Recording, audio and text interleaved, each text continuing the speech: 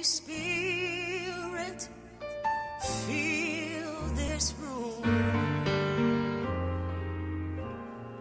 Shekinah glory, sweet perfume. We need your presence. We need you. Would you help us welcome our viewing audience from around the world? And would you honor Pastor Chris as he comes to bring the word? See, that's better. That's a lot better. That's a lot better. Thank you. Good morning. Good morning. You guys excited about today? Yes. Yes. Woo! God's good, right? Yes, he is. So, raise your hand. Is everybody like... You said raise a hand. We got... Yeah, just everybody raise your hand. No, not yet. Raise your hand if you think you're a patient person. Oh, Lord. At times. Depends on the person. Really? Depends on the person. At times. And the time. It's conditions. Just at times.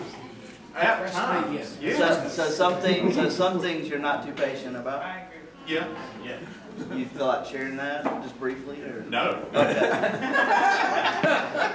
I'm very patient with his pain tax. He will, just give him a minute. No.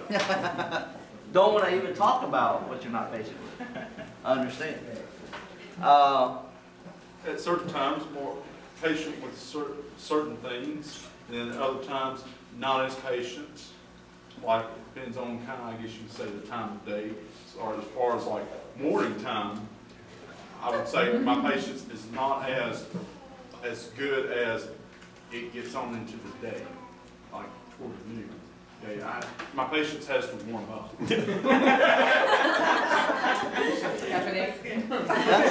That's pretty good. Especially with young adults. Does your patience really just warm up, or do you just give up?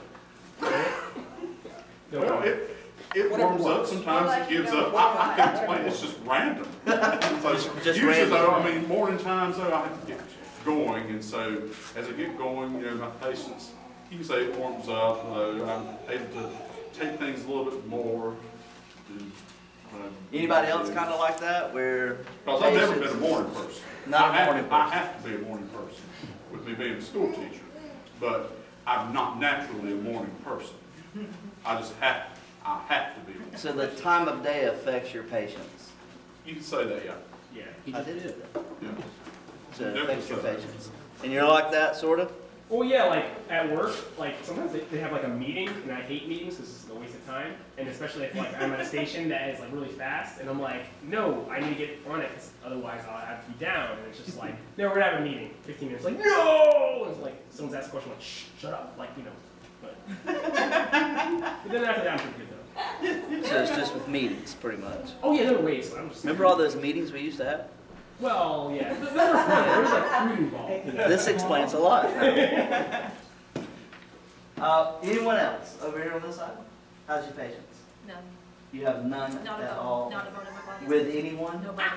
With no one? Nobody. I love everybody, but I'm not patient with them. No. What affects I will that, you testify. think? I have anger issues.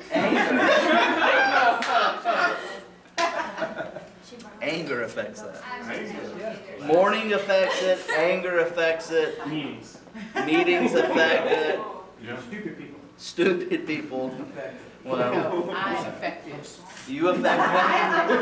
Yes, I can choose to be more patient sometimes. Well, everything we're kind of talking about is like with other people. What about with yourself? Are you patient with yourselves?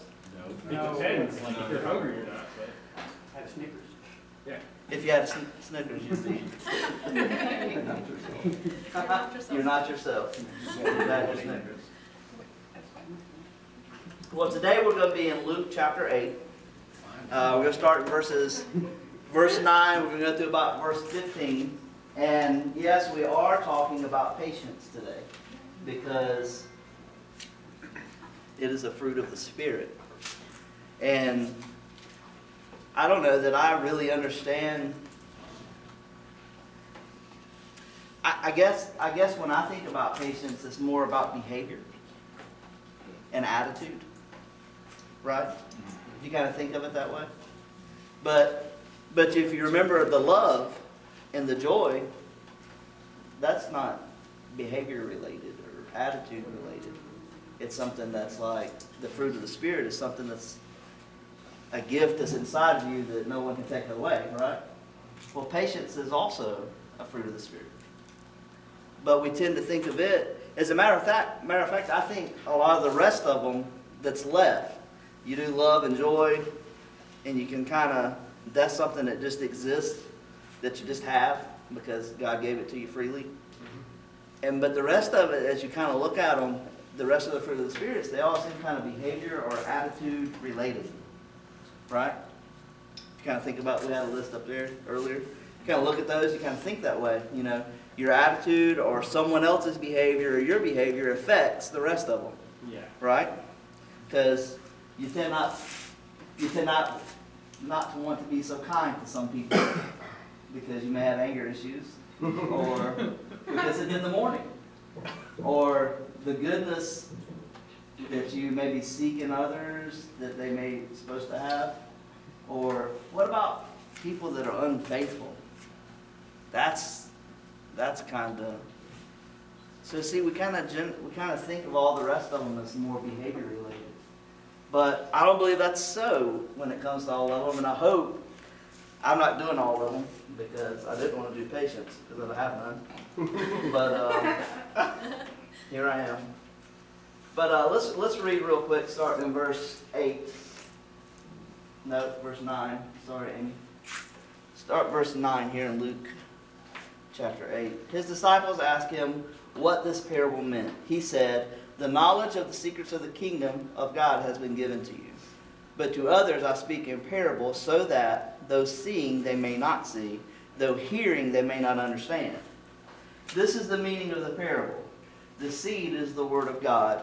Those along the path are the ones who hear and then often," no, where's that word at? "Ones who hear, and then the devil comes and takes away the word from their hearts, so that they may not believe and be saved. Those on rocky ground are the ones who receive the word with joy when they hear it, but they have no root. They believe a while, but in the time of testing they fall away.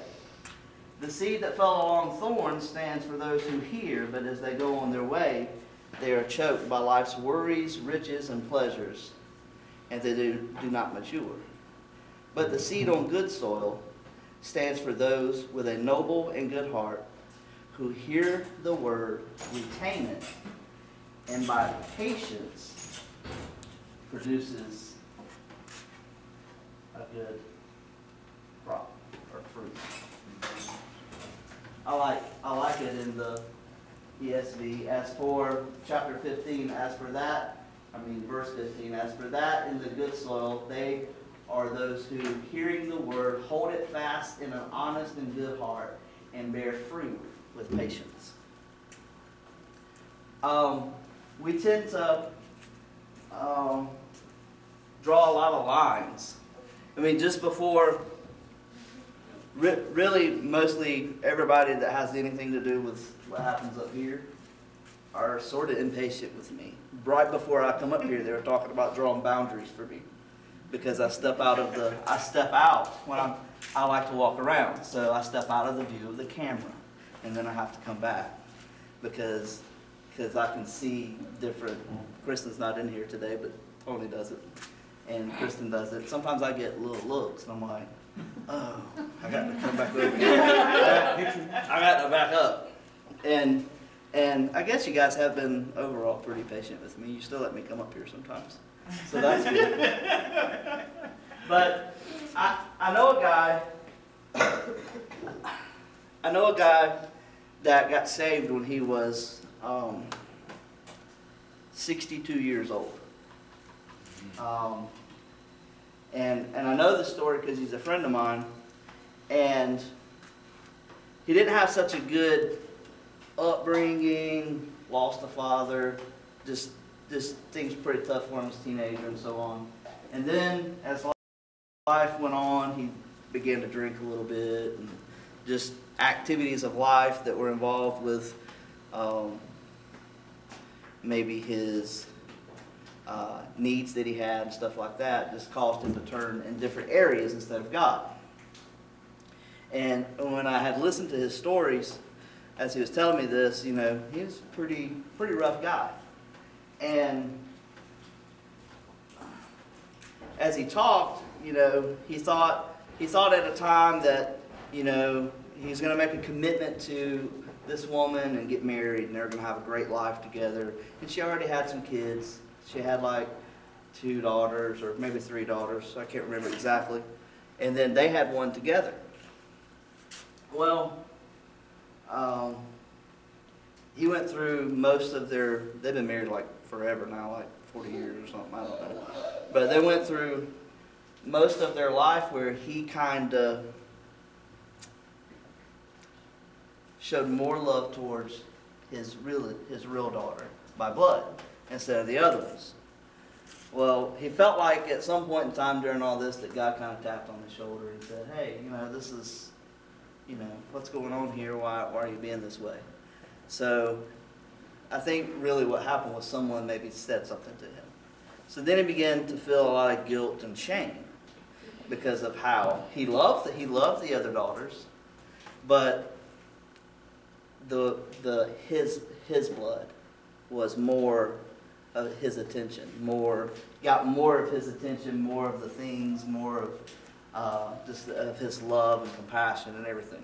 Completely treated different.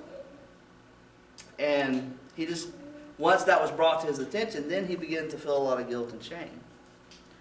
And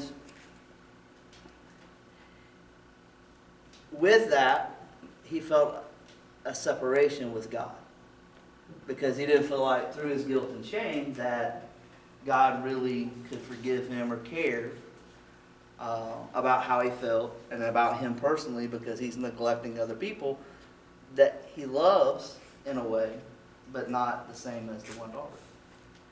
So he described this frustration of life for like the last 10 years, that it was just so overwhelming. And the kids are grown and married and have their own kids, and except the one daughter, she was still in the home and just recently finished school and stuff. So she was always there, but they felt no neglect. They didn't ever come out and criticize him or anything like that for how they were treated. He just internally felt this and was so always just beating himself up for it. And really had no patience within himself to deal with it. And was set in his ways of, you know what, I'll just live my life here, do the best I can, and then when it's over, I'll go wherever I go. If God's going to send me to hell, then he sends me to hell. If by some mysterious way I really am saved and don't know it, then I'll go to heaven. That kind of thing.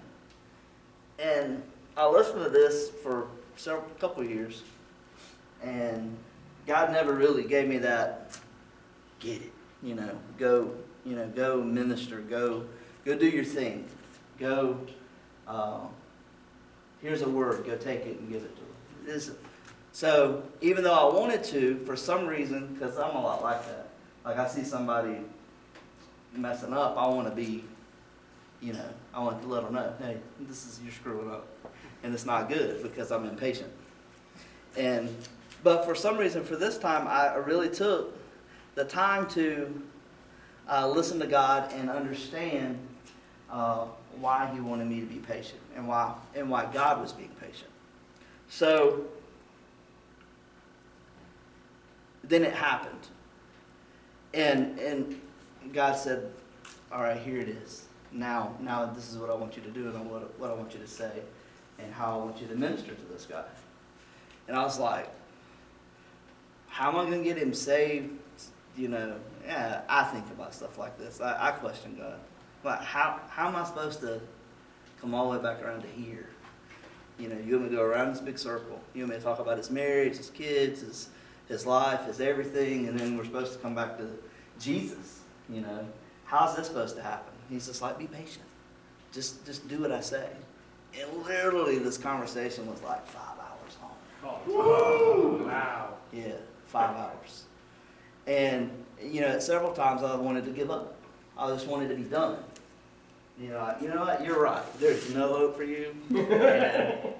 And I'm sorry, but I won't see you in eternity. And don't act like y'all ever think that about me. But I went along. I was patient, and I did what God, I listened so much, and I'm not a good listener all the time because I like to talk. So listening is a hard thing to do, especially for 5 hours. Dang.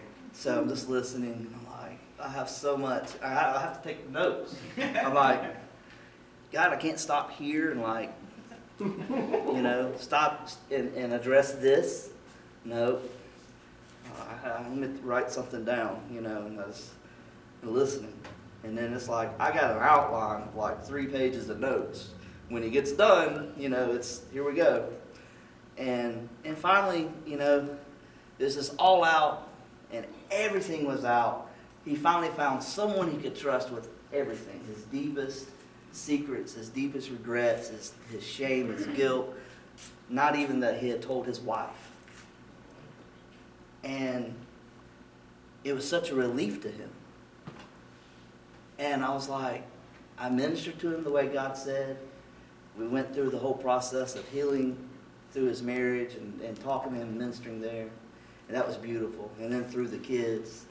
And then we didn't start with, let's get him saved first.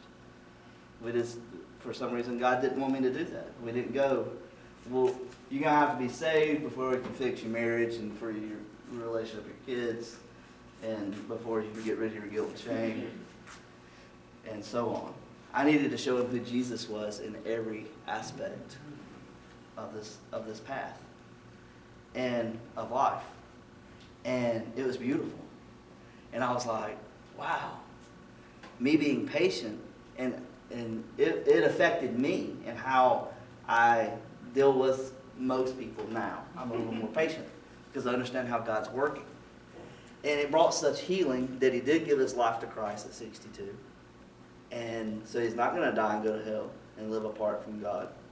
And that's good. And then really become a good friend of mine. So we'll get to, or do you fish in heaven? Maybe? I don't know. Or maybe we fish in heaven. I don't know. I think it's football. I like fishing. Or football in heaven. I think so. The only team that won't be there is the Patriots.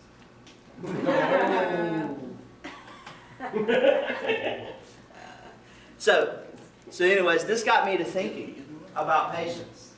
And I looked at the story, I said, all right, God, we're going to talk about patience today. And patience, nobody wants to talk about, obviously, because half of us aren't here today. And because we announced it last week. Hey, next week we're talking about patience. So a lot of people say, hey, next weekend's a good weekend to go somewhere else. See family, do some things like that. Because no one wants to talk about patience. No one wants to hear about being patient and how to do that. But it's really, patience is really a beautiful thing that's internal. That even through the Luke chapter 8, thank you. Luke chapter 8, as we read that, we understand how, if I take my story and kind of parallel like Jesus did when he taught, we had this big long thing that would go around, and Jesus, you drop little seeds of things here and there, and as you're going around, sometimes it falls and people hear it good. And it'll fall on good soil, that's where this is at. You guys understand what that means, right? This is where the good soil is at. So if it falls here, and from here the fruit is birthed. from here the fruit shines, from here the fruit ripens. And it's not from understanding it here or working really hard or anything like that. Patience really is something that's internal, that you get because Jesus was patient with you. And we understand that as we go through life and how we minister to people, it's really a beautiful thing. You drop little seeds of good news every so often. Well, let me tell you how Jesus did in my life in this area. And it may not work right there. You know, maybe they still have guilt and shame. Or maybe they still suffer with whatever else the problem is, you know. And maybe it's just a thing that they, you know. But maybe a year later, can you be patient for a whole year later? Could you do that? If you knew ahead of time, if God said, all right, I'm going to introduce you to Darnell. And I was like, all right. Now, he's a Patriot fan. Oh, yeah. Well, and we're going to get him saved, and he's going to pull for the Packers one day. Yeah. But God told me that it's going to take 7 years. Times 10. Well, I'd be like, you know what? That could be someone else's problem, not mine. Because I don't have patience of 7 years. If you knew ahead of time that that's how God was going to do it, would you still do it? Would you want to do it? If you knew the length and time of the investment in the person and the amount of patience it was going to take, because how many Super Bowls have the Patriots won since we've known each other? 4. Yeah. Oh, yeah. So it's really hard to get him over on the Packer side. It's not good. Yeah, because the Patriots have been successful. Am I making sense? Parallel football. Yeah. Anybody like football in there? Be patient. Be patient with me. God is producing good fruit. So some of the characteristics of patience, as we look into what that means internally as it rests inside of you, I felt like in Romans 5, verse 4, that it says that patience produces character. So I was like, well, that's pretty neat, because I want to know what the characteristics of patience is. But you're telling me that patience produces character. What do you mean by that? And that was cool, because then that's when he's like, all right, listen to this. So, okay. And I was patient with you for a long time. I was like, yeah. He's like, you ran for me for several years. Can anybody relate to that? Anybody? No one wants to, but you can relate to that. Okay. So, all right, so here we go. You guys all right? Yep. Yes. You stay with me, right? Yep. Yeah. Look at your neighbor and say, be patient with me. God's producing good fruit. Yes. Right? That's good right there, right? All right. 2 characteristics of patience, because it produces character. It's not, as like I looked, I'm like, you know, that's right. God was so patient to me that I know He's loyal to me. Is loyalty important to us as people? Yes. Very, right? Very. He's very trustworthy, right? Because we can share things with Him that we thought we could share with some other people, and that didn't always pan out good. But we shared it with Him, and we found that we can trust in Him, right? So, loyalty and trustworthy is like the 2 biggest characteristics of patience. The 2 biggest characteristics of patience. Because when you're patient with people, they tend to want to, you know, if every day that I saw Darnell and I said, you're going to have to change your ways and pull for the Packers. Because if every day I said that, Would he want to spend much time with me? No. Yeah. No, you wouldn't. He wouldn't find me very loyal or trustworthy, because every time I spoke to him, I was condemning everything about what he loved. So I'm always beating him up about the one thing I dislike about him. It's like working. So now he doesn't find me trustworthy or even a person that is a loyal friend that he wants to go. He wouldn't come to me with anything. If the Packers had a really bad season, or the Patriots had a really bad season. My bad, Packers. It didn't make sense because they don't. But if the Patriots had a really bad season, he wouldn't come to me. Because I'm the one always beating him up about that one thing. Does that make sense? He wouldn't find me as trustworthy and loyal to the things that he loved that was hurting him. If I could say that. Huh? You want to be sympathetic. Right. He'd want some compassion. He'd want me to be like, You'd be like, Yeah. he'd want me to be like Jesus. He's in pain, I'm cheering.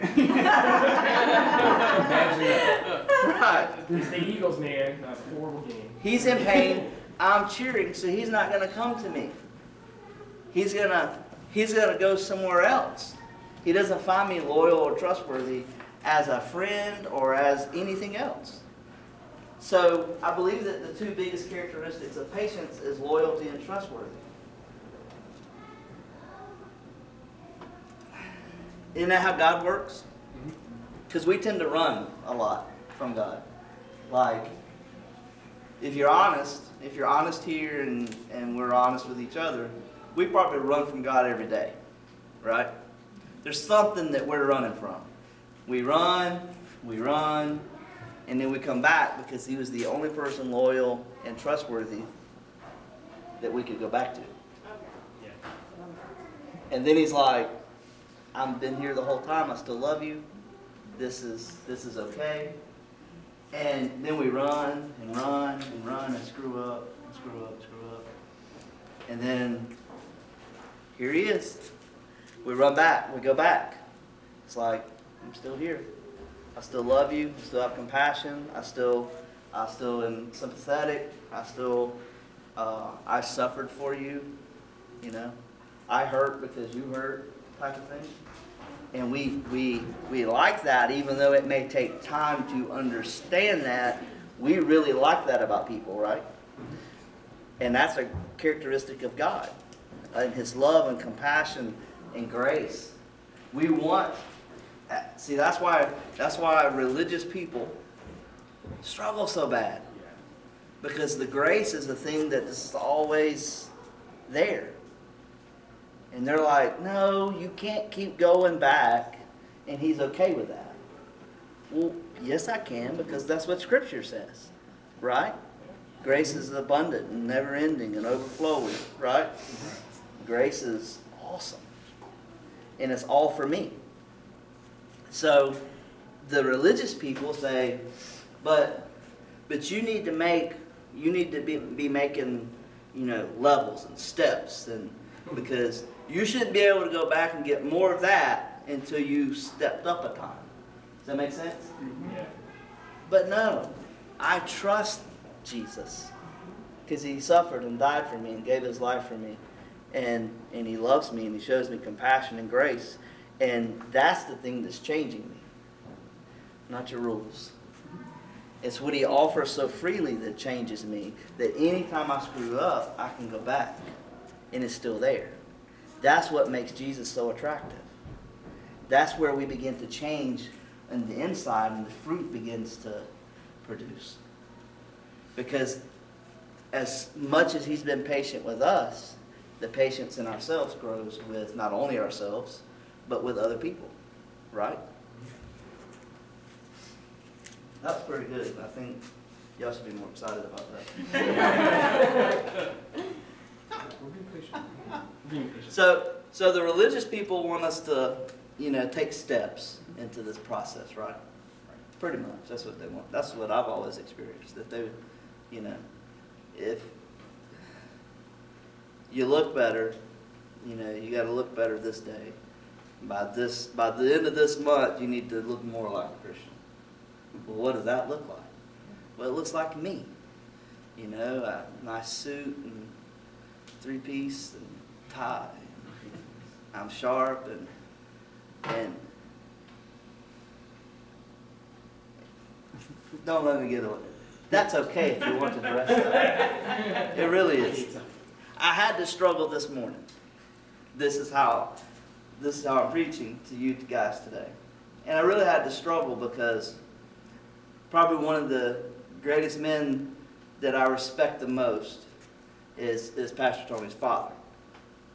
And when I know I'm going to preach, I know he's a little traditional and old school, and I want to respect that because I honor and respect him so much because of the life he's lived and the man he is. So I questioned myself this morning. I said, I wonder if your granddad's coming today. She's like, why? I said, because I'm going to change clothes. Not because he's that type of religious person, but just because I want to. You can dress how you want to. You can look how you want to. And I know that is the way with Grandpa Moore, that he don't care. He loves me regardless. But sometimes, you know, it's still that little thing.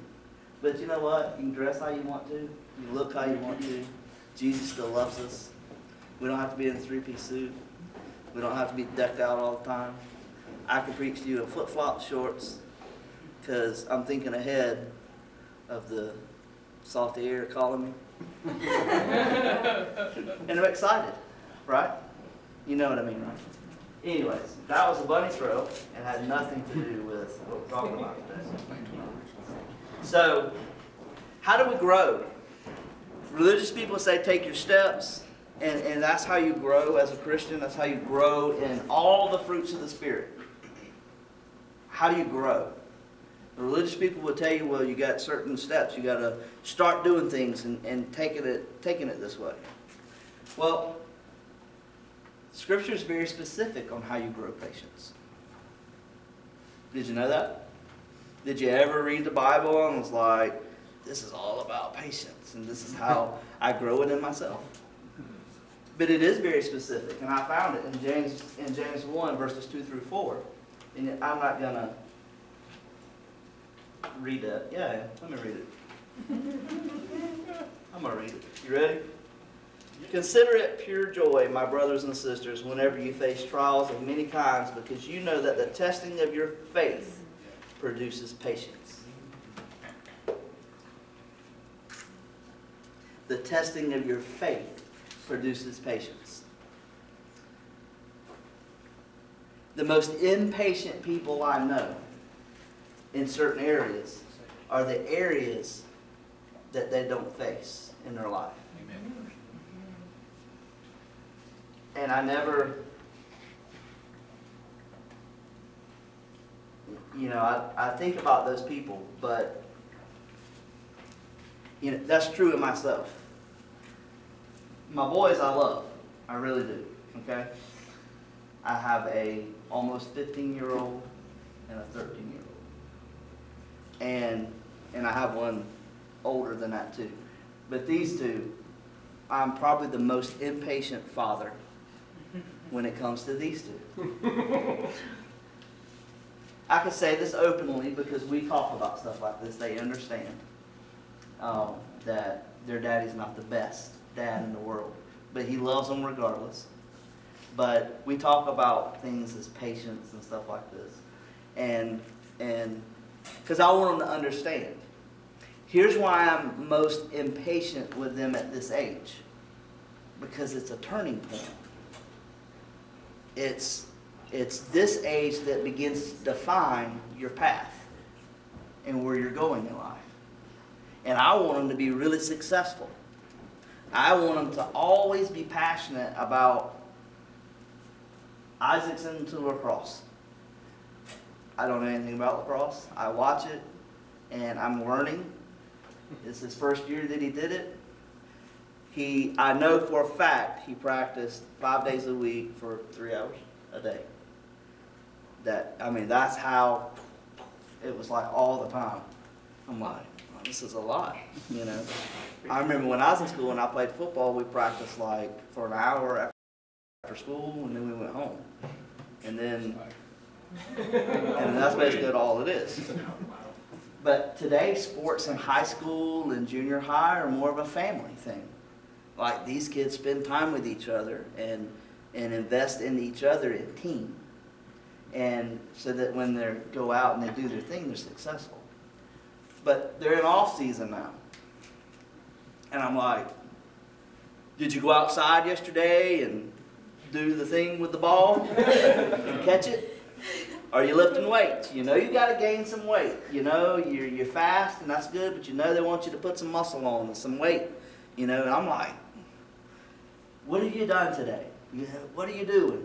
You got to keep working hard to be successful at lacrosse.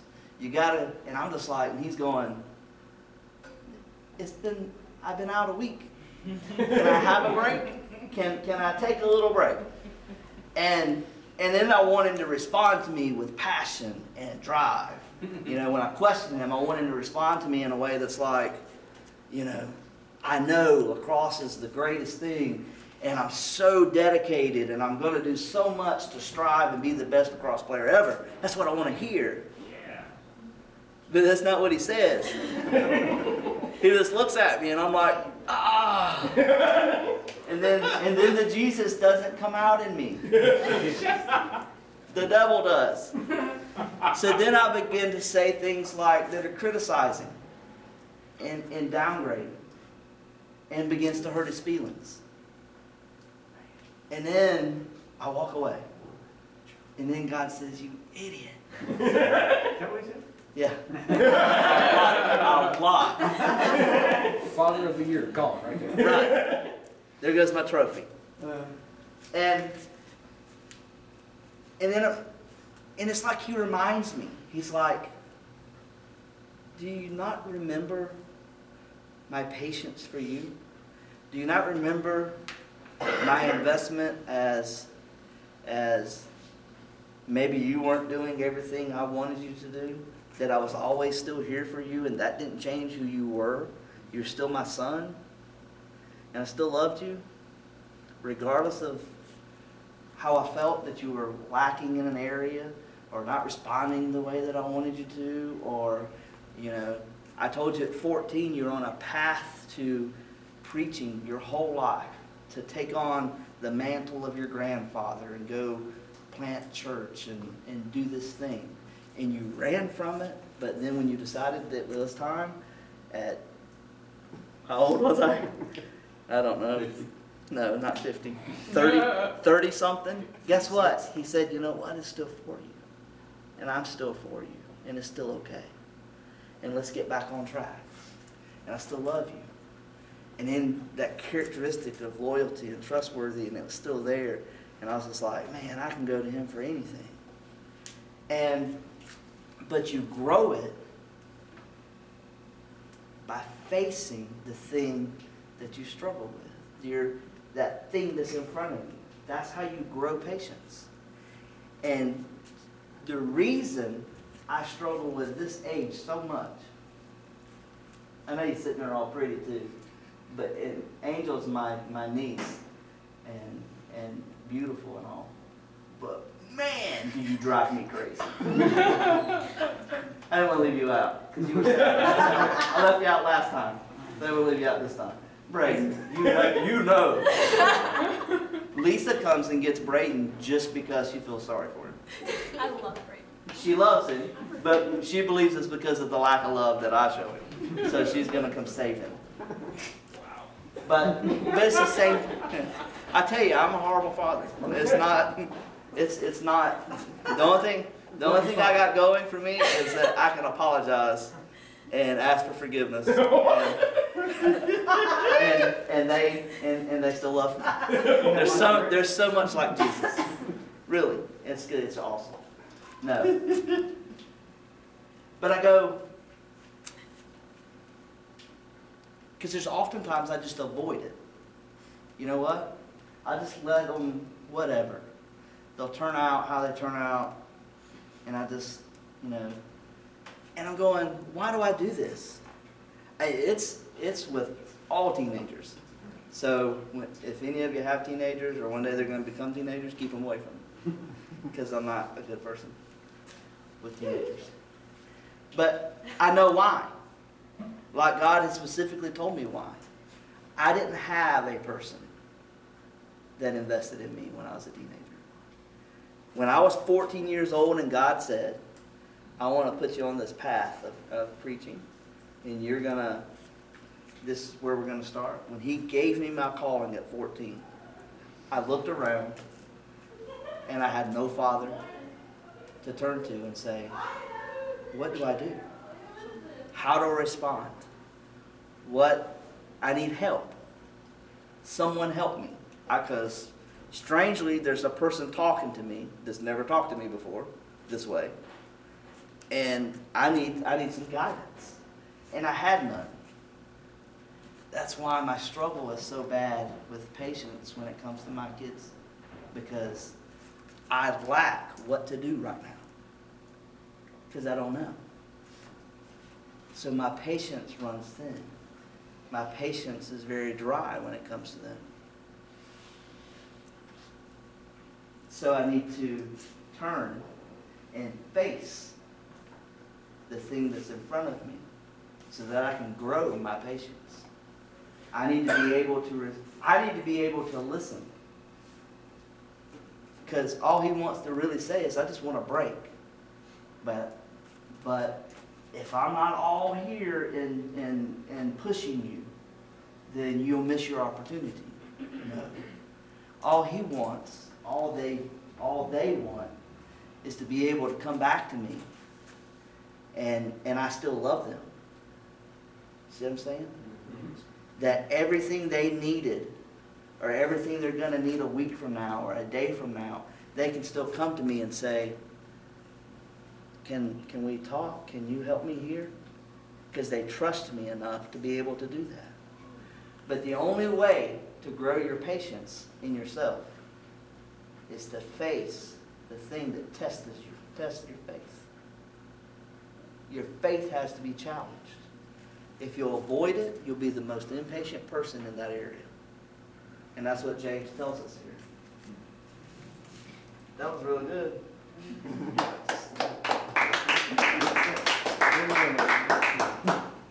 Patience is essential to growth and maturity in a Christian. It just is. It's essential. Who wants to be around an impatient person? Y'all want to be around an impatient person? No.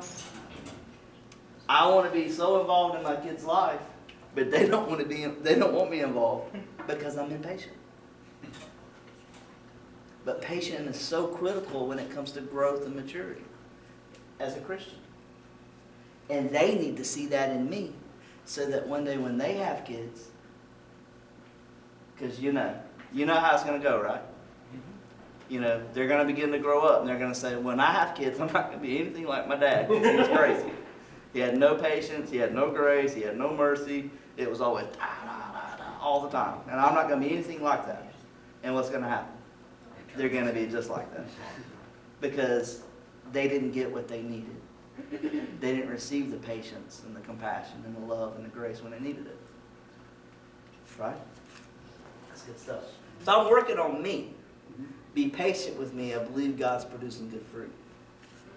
Amen.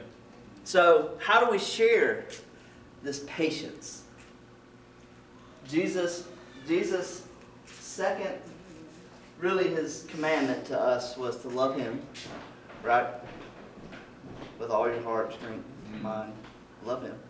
And then it was to do what? Love your neighbor as yourself. Love your neighbor as yourself.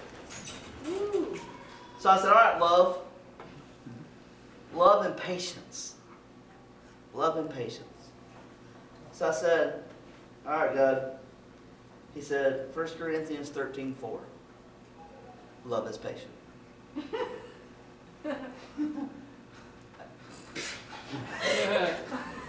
I was like, all right. Double whammy. That was pretty easy. Double whammy. Yeah. And I found it so mind-boggling that he really just, the first way love is described is patient. I mean, there's some scripture before that where he talks about some other things, but then he goes, love is patient.